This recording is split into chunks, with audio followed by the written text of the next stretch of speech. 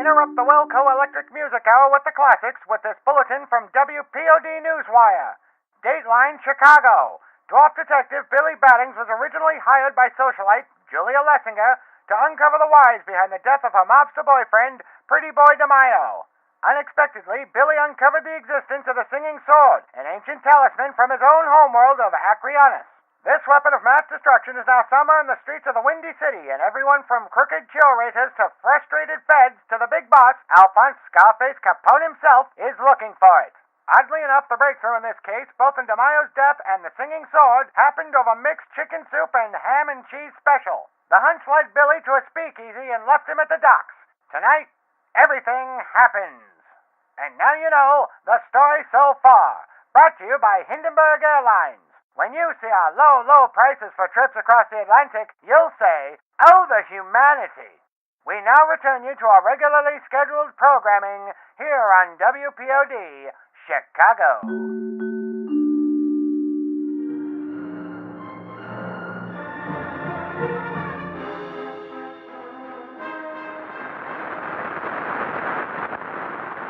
Chapter 15.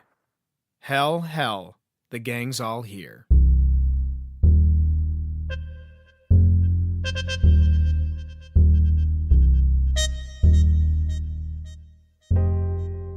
So there I sat, my favorite tobacco offsetting this particular warehouse's sharp lumber smell. Twice I needed to disappear into the shadows when a wide-shouldered, fedora-wearing silhouette stopped by to make certain the door was locked. No doubt it was Capone's boys, checking to see if any of the neighbors were home. As the sun began its descent, the ivory-white panes of frosted glass high above began to yellow. Yellow deepened into red, and the red cooled to indigo, until I was left with only the glow from my bowl illuminating my wristwatch. When even the weed in my pipe was nearing its end, my final drag produced enough amber light for me to glance at the time once more.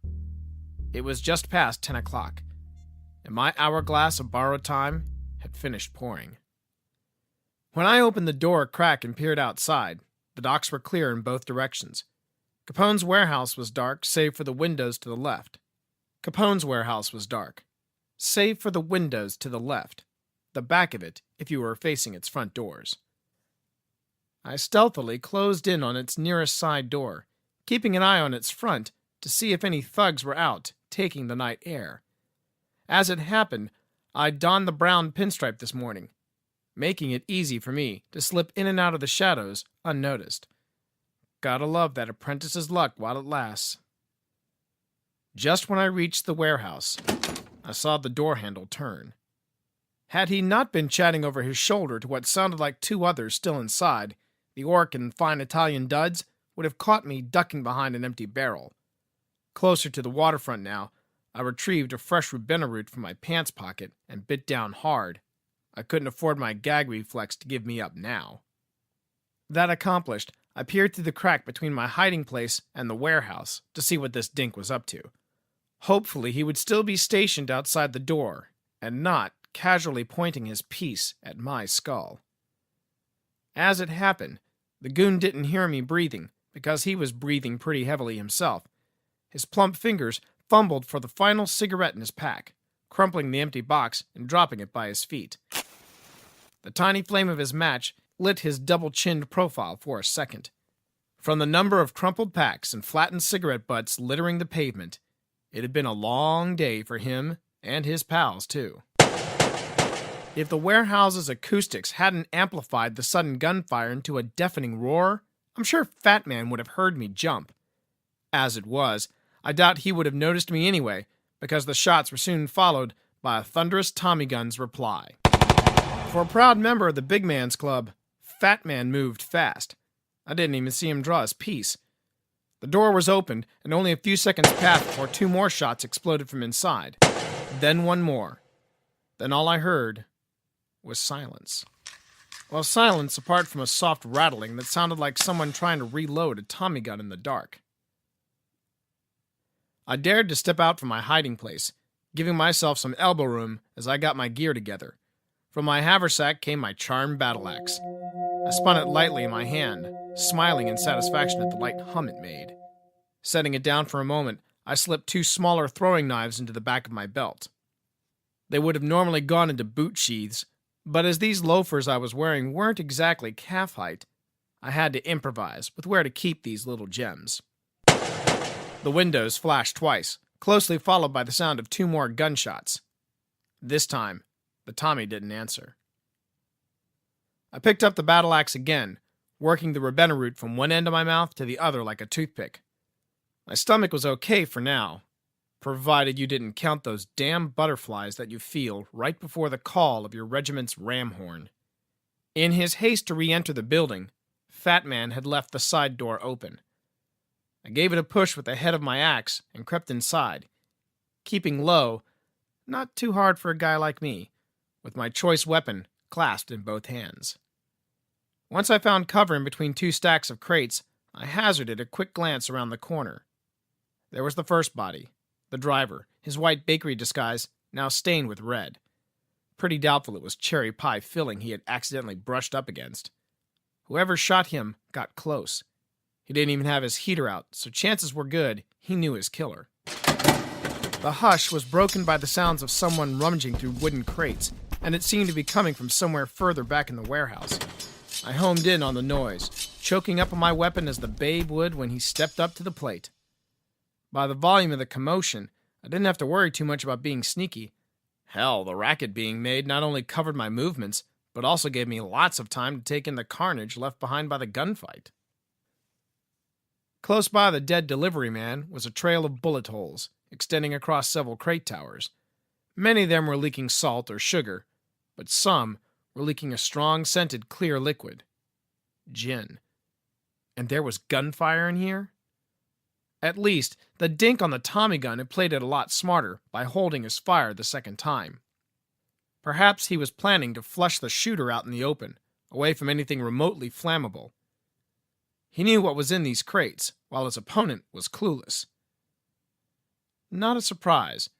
As I'd deduced by now that the shooter was blonde, I didn't expect her to think out this situation completely. Creeping around the rows of crates toward the noise, I felt that goddamn deja vu coming over me again. Only a few days after my last chat with Hamill, here I was in another friggin' warehouse. Just lovely. Finally reaching the back of this place, I paused at the sight of another dead mobster, still gripping his Tommy. From the look on his face, he never knew someone was drawing a bead on him either. Next to the Tommy gunner was Fat Man, a bullet between the eyes and a cigarette, still lit between his lips. Yep, this little miss was full of nasty surprises. And here she was in yonder dimly lit corner, tearing through a second crate like a pack of wild huffas on a downed Grumby beast. From her total abandon, it was clear she didn't have the foggiest idea which one held the sword of Acryonis. Her ignorance hardly deterred her desperation. She was ready to open up every crate in this warehouse until she found it. A determined grunt escaped her as she pried off the top of the third crate. Just like the wooden lid now slamming against the floor, she was about to crack. When the crate revealed its contents, her gasp reverberated throughout the warehouse. I heard the light tinkle of metal against metal as she pulled out a variety of stage prop swords from beneath the top layer of wood shavings, trying to get a better look at them in the dim lighting. One by one, the cheaply made, gaudily adorned props hit the wooden lid lying at her feet. The light tinkle of metal swelled into the sound of blade striking blade, filling our ears with a resounding tintinnabulation. Maybe even the ears of the dead. The noise was that loud. I couldn't see a pistol in the small of her back or in an ankle holster. Neither was it lying about on any of the surrounding boxes. That left only one other place. Concealed. This could get tricky. You know something? I ventured as the clang of the last sword strike died away. I never thought a girl like you would lower herself into paying a visit to the docks. She froze, one hand inside the crate and the other holding onto the box's open lip. You give a whole new meaning to femme fatale, you know that? I remarked, still keeping my axe at the ready. Her gun had to be somewhere within reach. Capone's boys do now, that's for sure.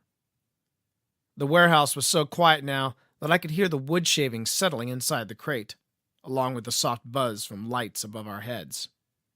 Then, her reply echoed around us. They got in my way.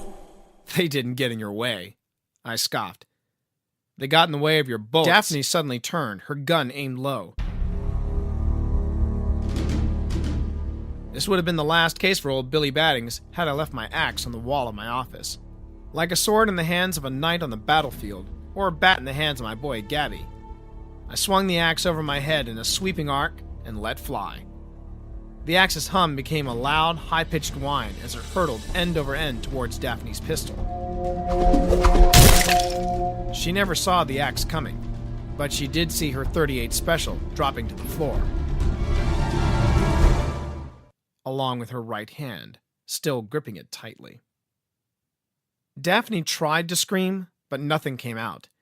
In her eyes there burned an incredible determination to somehow command her disembodied hand to pull the trigger. Then she sunk to her knees, giving way to a weak moan as the pain of her cauterized wound began to consume her like the flames around a keep under siege. Sorry, kid. I don't know if I really was sorry, but I felt like it had to be said anyway. I took another sharp bite of Rabenna as the stench of overcooked meat hit my nostrils. I flipped over one of the already sacked crates and slid it next to the one Daphne had just rifled through. From the wooden creaks I heard escaping when I stepped up onto the box's bottom, my newfound stepladder was working pretty hard. Maybe I ought to think about cutting back on mixed chili specials. Nah. You shouldn't be playing with toys like this one, I chided Daphne as I leaned into the open crate. Powerful magic, the kind that doesn't come from charmed objects like my axe, carries an electrical kind of smell, reminiscent of a mixture of hot copper and sulfur. The stronger the magic, the stronger the scent. The deeper I dug into this box, the more pungent the acrid fumes became, causing the hairs on the back of my neck to rise and my eyes to water.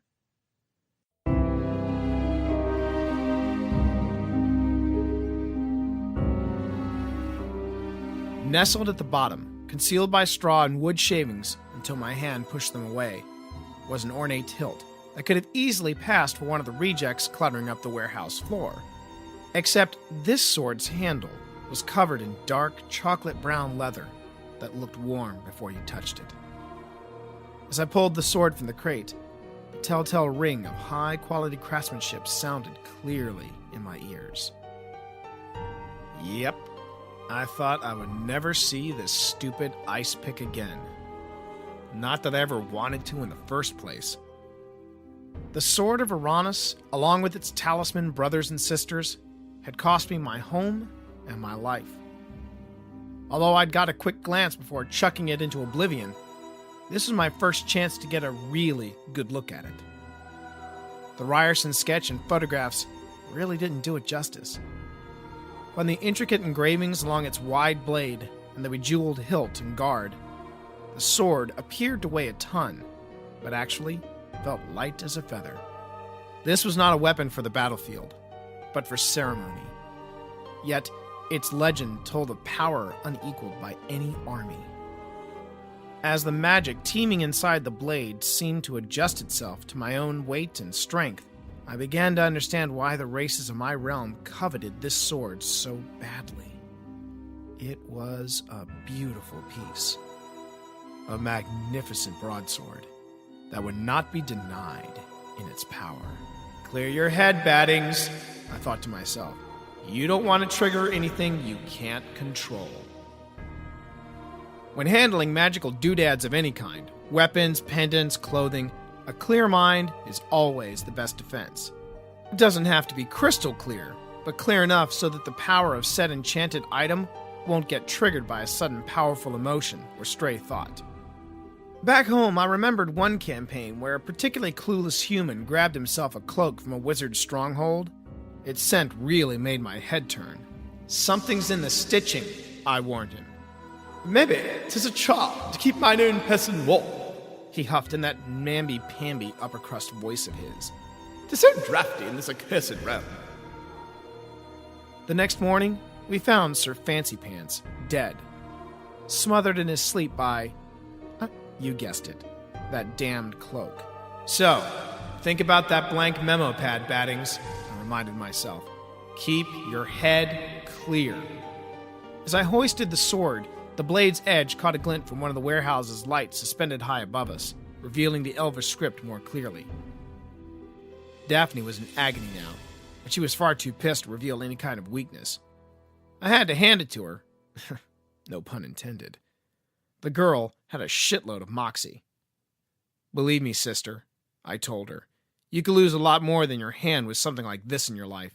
Nothing's worth what this sword would cost you. You freak! Guess the girl managed to call up some courage now. Must have been the anger keeping her from going into shock. You don't know who you're messing with. I got a pretty good idea, I replied, hopping off the crate with the sword. That's my job, figuring out who I'm messing with. Resting against my axe's handle, I enjoyed a moment's pride. Through her wrist and into the crate. Nice to know I still had the arm. But I don't buy for 1 second, Daphne, that you know what you're messing with, I added, nodding at the sword in my hand. Daphne's teeth gnashed as another wave of pain shot through her. Beads of sweat were forming across her brow and upper lip. You think you got all the answers, don't you? You're a smart girl, Daphne. A numbers girl, absolutely. And from what I saw of Benny's digs, you definitely know how to trash a place. But masterminding a heist like this, doubtful. Look, how about we have a chat before you pass out here and wake up in the hospital with Chicago's finest changing your bedpan? I want to know, who's calling the shots here? Guess that was a really bad choice of words. If I were back home, I would have sworn that sound coming from behind me was a marsh cricket, or perhaps an orc toddler breaking the hind legs of a pet dog so it wouldn't run away. However, in this world and in this profession, I instantly recognized that sound as the hammer of a .38 caliber pistol pulling back into a firing position. I lifted my nose to take a few quick whiffs. A smile crossed my face. That scent is really popular in your circles, I noted with a nod. Bet the archaeologists appreciate it too. Do you really think I care? The warehouse echo distorted her voice. I guess she assumed I was like her, still in the dark. Maybe. A little. I turned towards the shadows where the voice came from. Looks, after all, mean a lot to you. And what makes you say that? Daphne now stared, unblinking, into the darkness, fighting to stay conscious. She must have really wanted to see me buy it before passing out. By the sudden paleness in her face, I could tell it was going to be any minute now. Looks do matter to you, Toots. You really want to appear being the victim when you're actually the brains behind this little caper. Maybe not when you first saw the sword, but after you figured out what it could do. And now that I've figured it out, why don't you slowly walk forward, put it down by your feet, then back away. I started to lower the sword, but then paused as I heard her whisper. Easy. Once the talisman reached the floor, she took a few steps forward. Pretty strong stride you got there, I observed with a smirk as I slowly stood up. I was sore this morning, but nothing a little rest couldn't cure. She answered, stepping into the pool of light where Daphne and I stood. My Lady Trouble shot a lewd smile at my crotch in memory of the night before. Still won't take away anything from the wildest romp I've had in the sack for some time. Glad I could deliver the goods to you, sweetheart. And to thank me, you're pointing the business end of a Roscoe at me? Thanks a hell of a lot. Julie, this prick's been on my case. Daphne growled as she pulled herself up to her knees. He knew about the job, and I don't know how he figured out I was coming here tonight. Daphne, he's a detective, Julie said flatly. Yeah, a detective you hired. With another wince, she braced the stumped arm closer to her body. I told you it was a bad idea from the start. Maybe. But he did find the sword, didn't he? Daphne paused, turning her attention back to me. Was she expecting me to answer for her? Don't look at me, you stupid tart. I just took your boss to bed for a good hard grundlemalk. Through her grimace of pain, I could just make out a glimmer of fear. She couldn't have been afraid of me. I wasn't the one with the gun. It's okay. Billy was everything I hoped he'd be. Julie smiled, giving me a wink. I trust you in taking care of the numbers in our organization, Daff. When will you learn to trust me? I do trust you, Jules. Daphne replied, her voice wavering slightly. I saw her swallow hard, but there was something different about her demeanor now. She wasn't as defiant as earlier. Something was hitting the fan right now. You know that. I just don't understand why we're creating more loose ends to tie up. Billy here's a private investigator, so apart from his client. Who else would he confide in? His secretary? Nothing is more uncouth than talking around someone. So what if they already consider me dead? It's just plain rude. Still, it wasn't like I had much to say to either one of these harpies right now. Jules. Daphne revealed her wound with a sob. He did this to me. He's just like the rest of them, just like you said. I know. We've got to take care of you, hon. I know who to take you to. She's someone I can trust. Okay. She sighed, sinking down a bit. We just have to. Yeah, there she goes. She was coming close to passing out. We have to. Shh. Just let me take care of this loose end, okay? Okay. Just make it quick.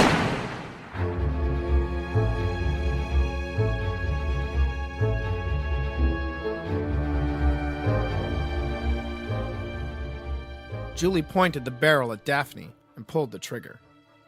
The back of the flapper's head exploded, splattering her platinum blonde hair and the nearby crates with splotches of deep red. After her head jerked back for an instant, she remained upright for what felt like an eternity. Her lips were moving slightly, but only a gurgle escaped. Then the unseen strings holding up this marionette were suddenly cut, and her body slumped to the floor. So was that for losing track of the singing sword? I asked, the talisman still within reach of my foot. Or for killing Benny Roletto prematurely and then trying to double-cross you? I knew that was going to impress the hell out of her. You are very good, Billy. She nodded approvingly, still holding me at bay with the gun. When I read in your notes this morning that you found her through Mario, a contact she denied ever meeting, I knew I needed to watch her closely from now on, because the sword never made the transfer from her hands. Now, step away from the sword, Billy. Nice and slow. With a quick glance down at the sword, I started putting some space between me and it. One small step at a time. I won't lie to you. You almost had me convinced that Ava was the culprit. Because you two share the same wealth, the same social circles, and even the same expensive scents. It would have been easy to jump to that conclusion. Julie suddenly extended her arm to its full length. I would prefer if you didn't get too close to that axe of yours, she said, pulling the hammer back once again. Damn, she was on to me. I took my next steps much slower, putting more distance between me and my weapon. Of course, I went on, Ava didn't help her own case when she claimed to be another girlfriend of Tony's who desperately wanted to understand why he was killed. And because she was the archaeologist, and yes, I do use that term loosely, who found the singing sword, I'm thinking if I confirmed that Tony's death was in fact connected to the sword, she would have her proof that it was somewhere in Chicago, and then it would become my mission to find it for her. How am I doing? Excellent work, Billy. Motioning with her pistol for me to take a few more steps away from the sword, she started moving toward it. Go on. Judging from her lack of reaction to your family's impressive antique collection, I could see you were absolutely correct in your assessment of Ava Rothschild's archaeological know-how. After all, if she really gave a troll's toss about the profession that keeps her a front-page favorite, she would have ratted you out to the cops for the little racket you and Hamill were running. No, publicity was Ava's one and only motive. Whether she found the sword for herself or with a lot of uncredited help, all she wanted was to be recognized in Chicago for the adventurer that she claimed to be. For that to happen, she needed her find close by. God damn, Billy, you're worth every penny. Keep going. You even admitted that Ava wanted to be part of the gang. but I already gotten that impression after seeing a press picture taken of you, Tony, and Ava with the rest of the gang. You may not like Ava, but you kept her close. Maybe to see if she had what it took to join you. Julie stopped at the singing sword, glanced at it, and then gave me an affirmative nod. Ava was a bit of a disappointment, Billy. For what I was planning, I needed people I could trust. I laughed. Something she didn't expect. Trust?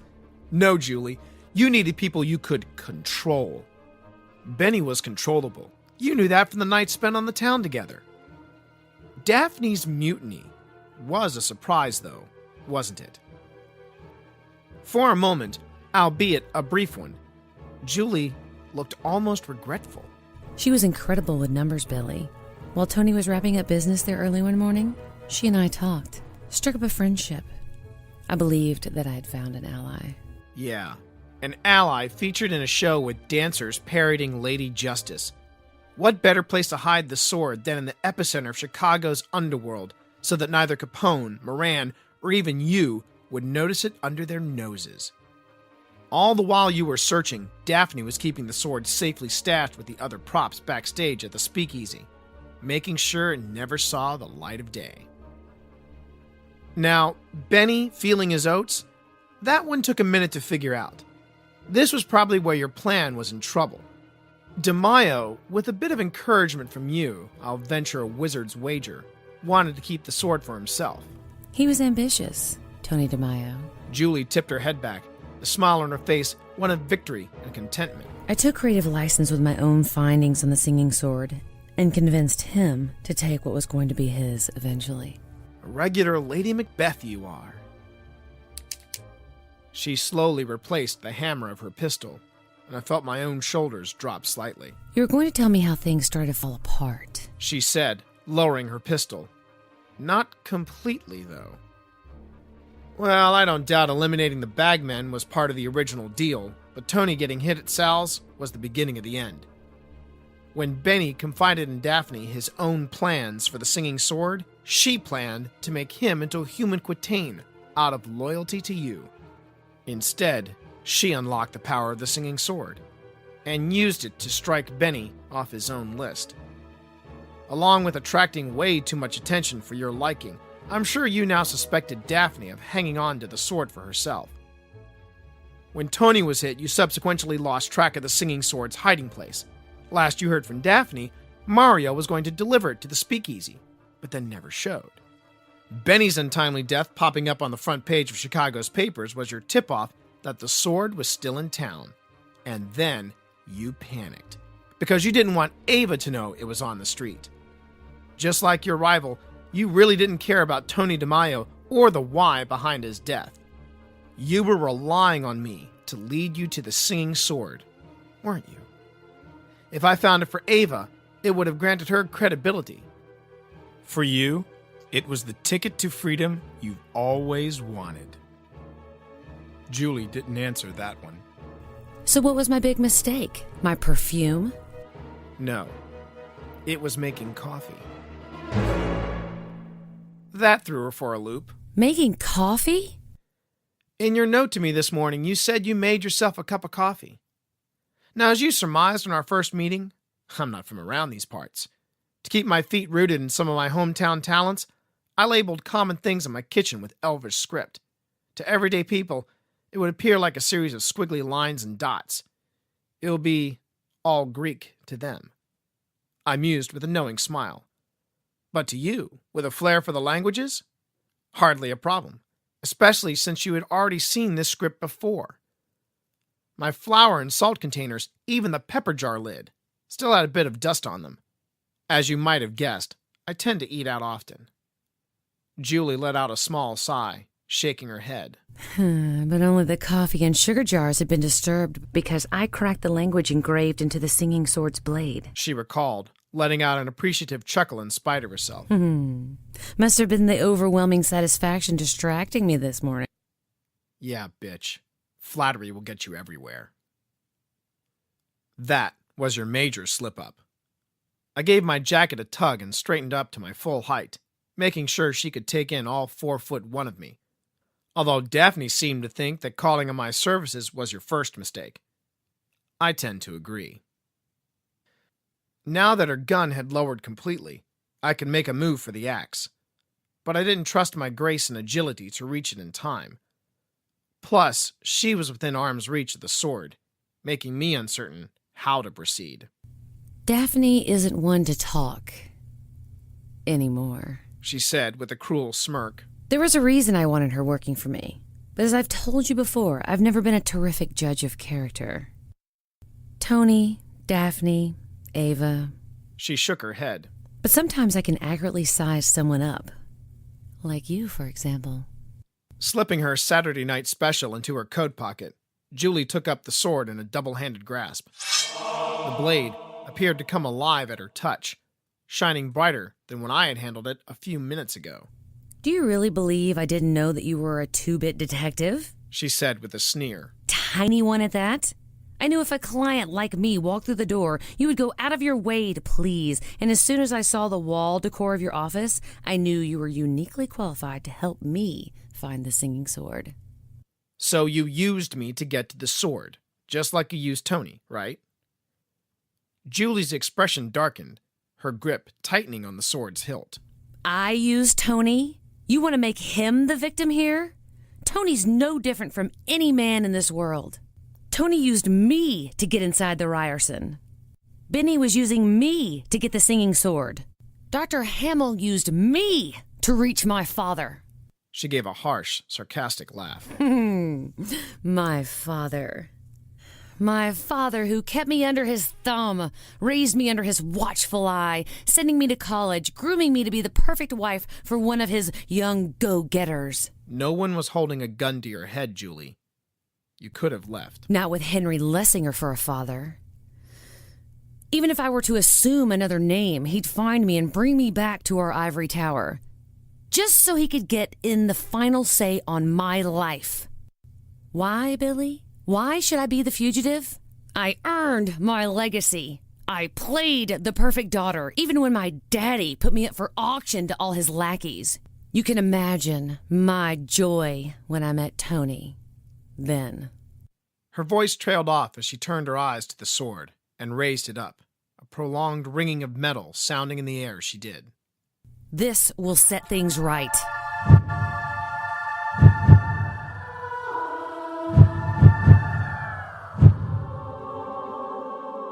As I watched her whip the weapon around her body in an advanced form, her swordsmanship didn't impress me as much as the accompanying chorus of notes that seemed to change in pitch and tone when she cut the air. Funny, it didn't make a noise when I held it. Pretty impressive, I scoffed. I agree. Julie laughed gleefully. I didn't know I could do this either. I was right. The sword and its wielder are symbiotic, provided the wielder is willing. Symbiotic? Now there's a word you don't hear too often in my line of work.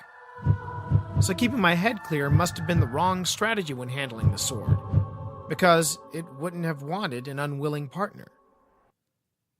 So I take it your roll in the hay with me last night was just another ruse? Doing a little recon work to see what I knew about the singing sword? And are you going to tell me you weren't using my business to finance your own effort to find it? Damn. She had me there. As for last night, she continued, I was willing to make a sacrifice to get the information I needed. But you were definitely a surprise. You have talent, Billy. Talent that a girl should appreciate. She said, keeping her eyes fixed on the blade moving elegantly across her body, its humming growing louder as she stepped closer to me. Then she paused for a moment in her form to look at me. The smile was surprisingly sincere. I'm sure I could find a place for you. Oh yeah, I huffed. Every goddess should have a personal sex dwarf on call. The notes were still ringing in our ears as she finished her form with the weapon's tip stopping on my neck. Now, Billy, how about we go for a walk? I'd like to talk about future plans with you. Future plans. Somehow, I had to get to my battle axe. It was only a few steps away, still embedded in the crate. It might as well have been in New York, Miami, or Griffinos for that matter. What kind of future plans are we talking about? She was about to tell me when two pinstriped orcs stepped out of the shadows, Tommy guns primed. I raised my hands while Julie lowered the sword, a very dangerous smile forming on her face as a larger man, armed only with a fat stogie in his mouth and a cashmere coat across his forearm, stepped into the light. When nobody called to tell me how deliveries was going, I figured something was up. Maybe I should be a detective too, huh, Baddins? How you doing, short stuff? Capone smiled, casting a quick glance over his shoulder to assure himself his other two goons were close by, in case things got dicey. Side door is open, so me and the boys just come on in. I'm not interrupting, am I? I never thought I would say this. I looked to Julie and then back to Capone with a grin. But am I glad to see you, Al? He didn't bother to reply. He was way too preoccupied eyeing up Julie as if she were a side of prime beef. He gave a puff on his thick cigar and glanced at his four gunmen with their Tommies on us. Then finally, a gruff laugh and a nod. Capone believed that all the runes favored him right now. You're pretty easy on the eyes, sister. As smart as you're cute. The Rabenna route was dry. Lousy timing since the butterflies were kicking up again. Considering Julie's animosity to the male gender, it was probably not a smart idea to talk to her like she was some kind of tribute or spoil of war. A quick look over at her confirmed my fears. Although her expression hadn't changed since Capone's arrival, I watched her fingers splay for a moment around the talisman's hilt. As Julie brought the blade up slightly, Capone's orcs braced their machine guns against themselves, their own fingers around the Tommy's vertical front grips, mimicking Julie's. How about you hand over the singing sword, sister, and I won't have to make this nasty. Julie tipped her head back, the smile widening across her face. Oh, you want this? She followed the blade from tip to tang with her eyes, then looked back at Capone with a light shrug. All you needed to do, Mr. Capone, was ask. I watched the singing sword fly in a graceful arc across the space between Julie and Capone. He easily caught it by the handle, looking surprised at how light it was. The Tommies were still trained on us, but Capone's boys were paying less attention to us and more on the sword. After passing his coat to one of the goons flanking him, Capone gave the singing sword a few awkward swings. He was known as something of a knife fighter in his youth, or so the more intrepid Chicago reporters asserted in their columns. Watching Capone handle the sword gave those guys some validity, because it was obvious that Al was no swordsman. One moment, he wielded it like a baseball bat. Another moment, it was a golf club. Capone seemed fascinated by the fact he wielded a sword lighter than his 9-iron. Then I noticed that apart from the typical cutting of the air that swords will do, there were no accompanying tones, no ethereal voices, no haunting chords, just the typical coming from a sword traveling through open space. I was definitely thinking what nobody was saying. Capone looked like an idiot, swinging the blade around like a warhammer. Maybe his boys noticed it too, but they were smart enough to stay quiet. So this is what everyone's fussing over, huh? Capone lowered the blade and callously tapped his stogie against it, laughing as he followed the ashes to his feet. Hey, I guess I found a use for it. That was his boy's cue to join him in his merrymaking. Everyone was having a good laugh, except for me and Julie. Are you finished?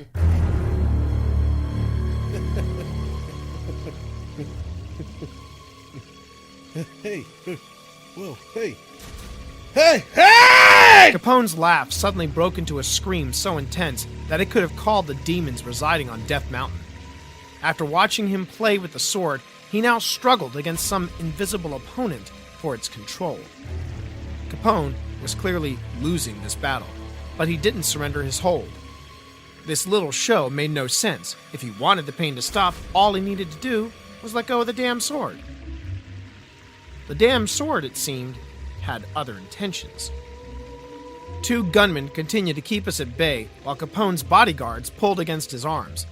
The scent of burning flesh was getting stronger, but they still couldn't pry his arms free. His screams finally took the form of an intelligible sentence. Get this fucking thing out of my hands! I was in full support of that motion. Between Daphne's and Capone's mishaps, the smell of charred flesh was making my upset stomach just plain mad. All you need to do, Mr. Capone, Julie smiled coolly, giving her wrist a slight flick upward. was ask. The sword ripped itself from Capone's grasp, throwing him to the ground as the prize vanished into the shadows above us. Smoke rose from his palms into the air, passing in and out of the dim light of the warehouse before disappearing completely. The odor of seared flesh was so overpowering now that one of Capone's lackeys couldn't keep his tough exterior together.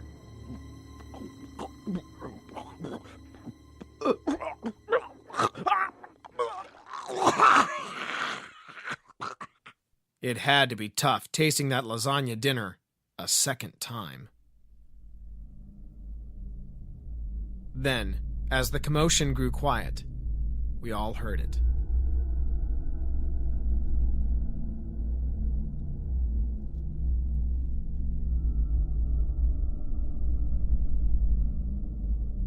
A low, pulsating hum, emanating from where Julia Lessinger stood.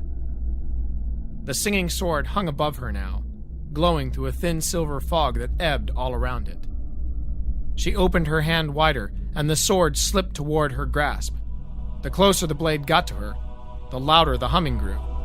Meanwhile, the fog, comprised of pure 150 proof magic, took on the form of long, opaque tendrils that flowed and fluttered around the sword and Julie. The tone swelled into a chorus that eventually peaked in its intensity, bursting the lights dangling high above our heads. Sparks fell on us like warm snowflakes, quickly disappearing in the near darkness around us.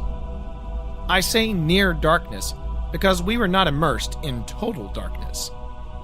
Julie and the singing sword were surrounded now by veils of energy and magic that made every hair on my body, and no doubt on Capone's and his boys as well, stand on end.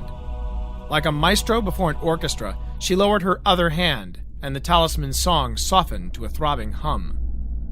Through the fog, her eyes appeared as inky black orbs similar to those of a shark, cold, emotionless, dead.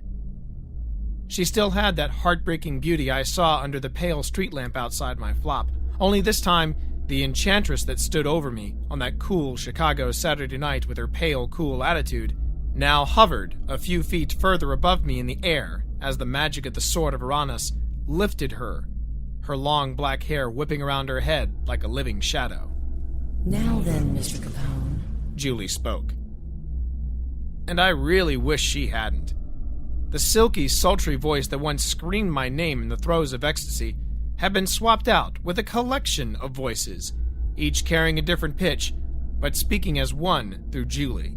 A thick chorus of mages and witches, long dead, but remaining as echoes trapped in the sword of Acryonis. Perhaps on forging this talisman, they sought immortality, and found it by trapping what remained of their souls in the magic of this weapon. Now the condemned spoke through Julie in a dark menagerie that mingled with her own voice. after watching you wield this elegant weapon as if it were a simple club, She released this sigh of delighted rapture, tipping her head to one side as she brought her free hand up to the sword's grip. let me show you the proper use of the singing sword. Oh, shit.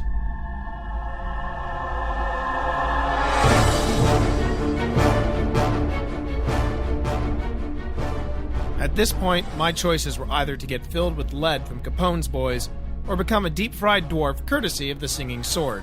I had absolutely nothing to lose. Spitting out the spent Ravenna root, I bolted as fast as my little legs could carry me behind a tower of crates. Just then, a sound rose like rolling thunder, and then became rolling thunder. Shaking the thin walls of the warehouse, the sword's blast shot through one of Capone's goons, the tower of crates behind him, and was eventually stopped by a support beam that buckled slightly, sending an eerie groan throughout the building. The gunman managed to let out a scream before succumbing to the intense energy that now poured out from his open mouth, eye sockets, and ears. He dropped the Tommy gun and, oddly enough, went to cover his ears. perhaps wanting to cut off the sound of his own unnatural death. One twist of the blade later, the poor sap was ripped in two. No blood, no macabre display of anatomy. Everything inside of him had already been burnt to a crisp. The remaining 3 guards looked at their fallen pal, both pieces of him, then to each other, and finally at Julie, who now looked them over one by one. They didn't need the order, but it came anyway. Whack the bitch! I wish you hadn't said that, Al.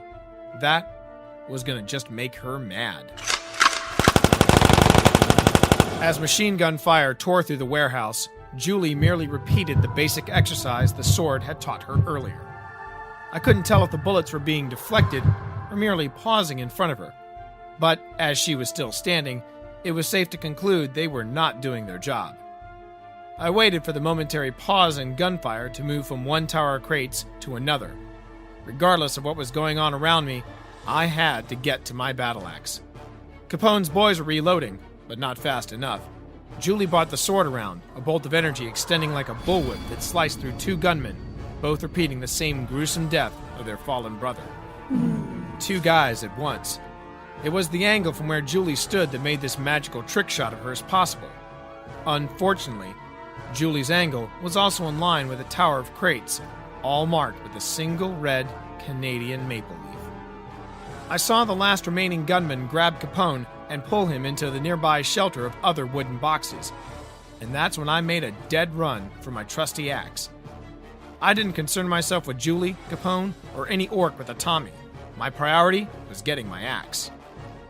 My fingers were already wrapped around the axe handle when the crates went up. The blade removed itself easily from the side of the crate as, in the same motion, I flipped myself into the open crate, silently praying it would be enough cover from the explosion that was moments away. The box slid from the sheer force of it, growing warmer by the second. Once the box stopped sliding, I leapt free of the flames and crept back into the shadows, battle axe at the ready. A bonfire now greedily consumed our corner of the warehouse, turning this place into a giant furnace, with crates of Canadian whiskey as its fuel source.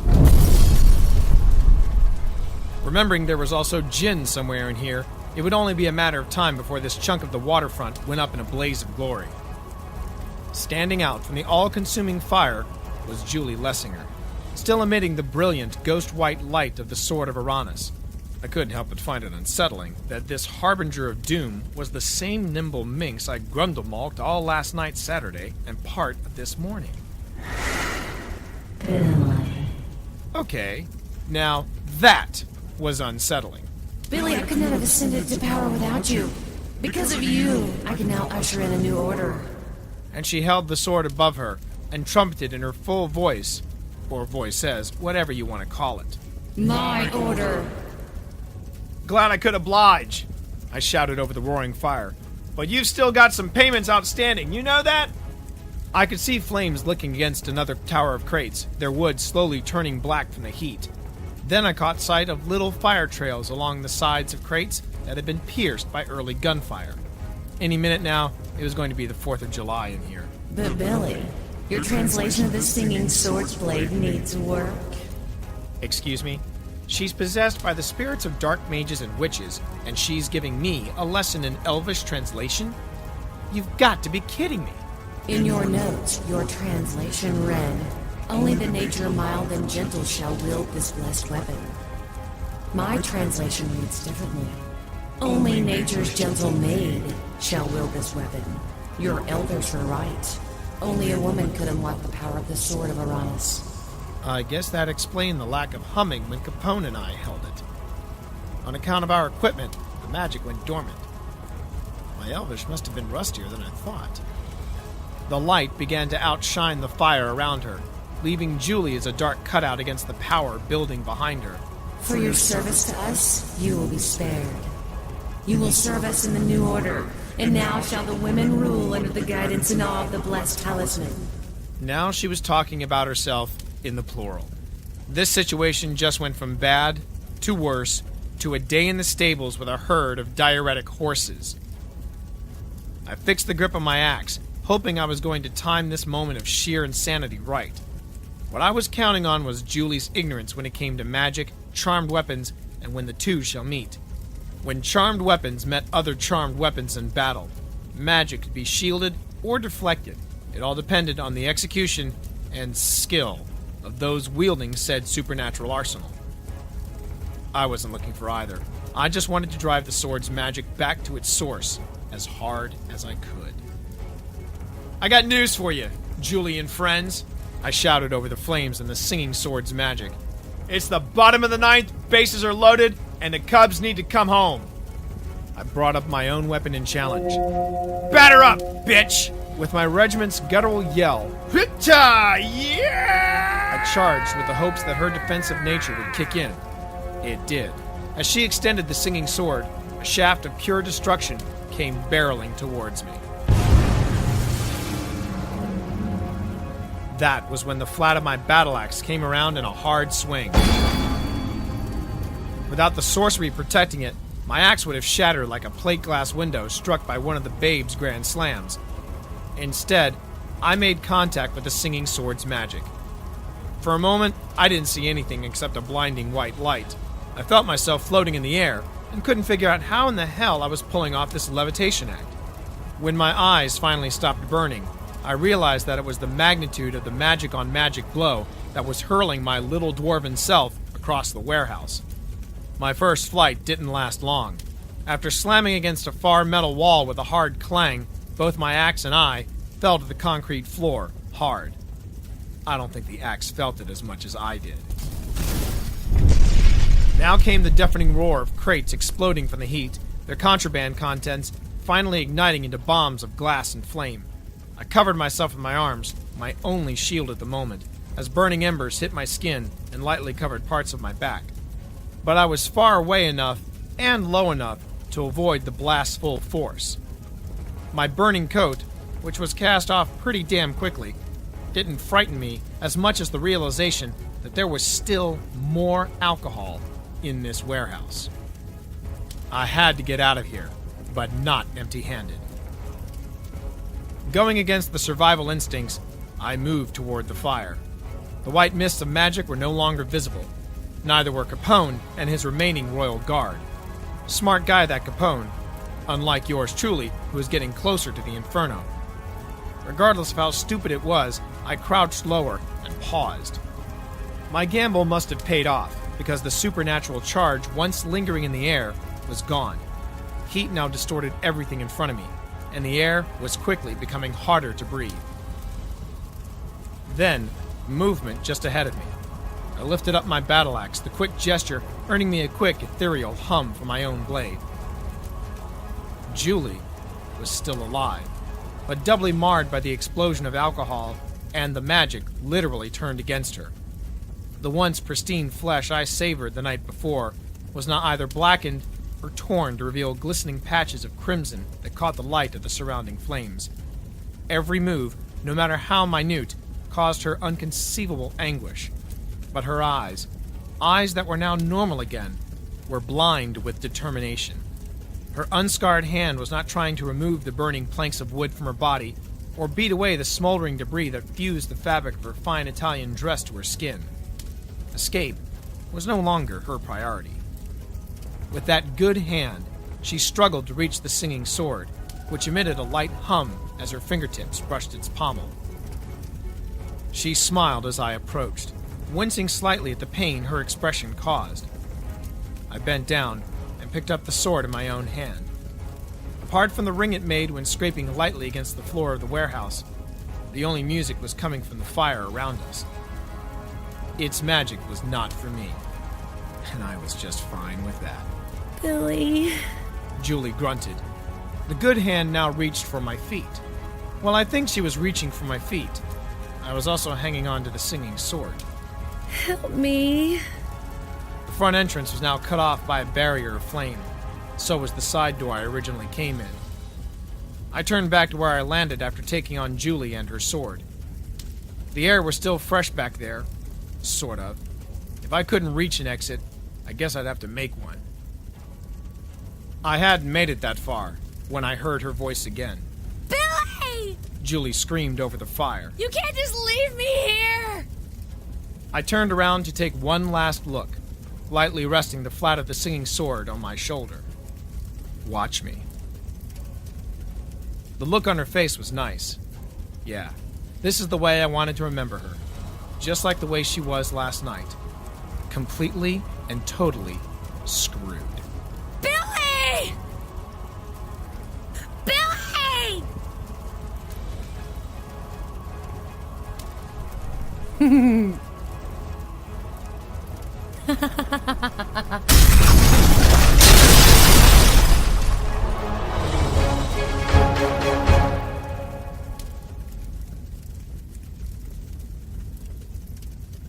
I don't know if she spent her last precious breath screaming for me, because I was too busy slicing away a section of the warehouse wall with my battle axe.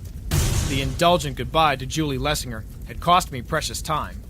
The smoke was getting to me, and I was already low to the ground.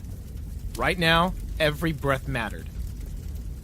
I was out of the warehouse in a blink of a sea serpent's eye. Hot damn, that nauseating waterfront air smelled delicious. The sirens were announcing a strong cavalry of police and firefighters on the way. Can't say that I was surprised by their quick response time. If they weren't careful, especially with the volatile contents of this warehouse and who knows what else is kept on the waterfront, they'd have a repeat of 1871 on their hands. My mind kept returning to Julie, still trapped in the structure, now beginning to buckle and collapse. There was a good possibility that maybe some people, the Lessinger family in particular, wouldn't mind another Chicago blaze. It might help cover up whatever was going to hit the papers tomorrow.